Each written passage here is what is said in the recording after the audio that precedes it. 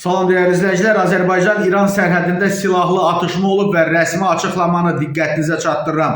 Fevral ayının 20-sində Dövlət Sərhəd Xidmətinin sərhəd qoşunlarının Göytəpə sərhəd dəstəsinin xidmət ərazisində İrandan Azərbaycan Respublikası istiqamətinə 4 naməlum şəxs tərəfindən dövlət sərhədinin pozulmasına cəhd göstərilməsi müşahidə edilib. Bu barədə Dövlət Sərhəd Xidməti məlumat yayıb. Bildirilib ki, sərhəd zastavası dərhal silaha komandası üzrə qaldırılmış, dövlət sərhədinin pozulmasının qarşısının alınması istiqamətində zəruri tədbirlər görülüb. Sərhəd naryadı tərəfindən dayan əmri verilərək sərhəd pozucuları təqib edilmiş, havaya xəbərdarlıq atəşi açılmışdı. Lakin əmrə tabe olmayan sərhəd pozucuları silahlı müqavimət göstərərək sərhədçilərin həyatına qəsd etmək məqsədi ilə atəş açıb, üzərlərindəki bağlamaları atmış, havanın qaranlıq ərazinin meşəlik olmasından istifadə edərək geriyə qaçıblar. Daxili İşlər Nazirliyinin əməkdaşları ilə birgə keçirilmiş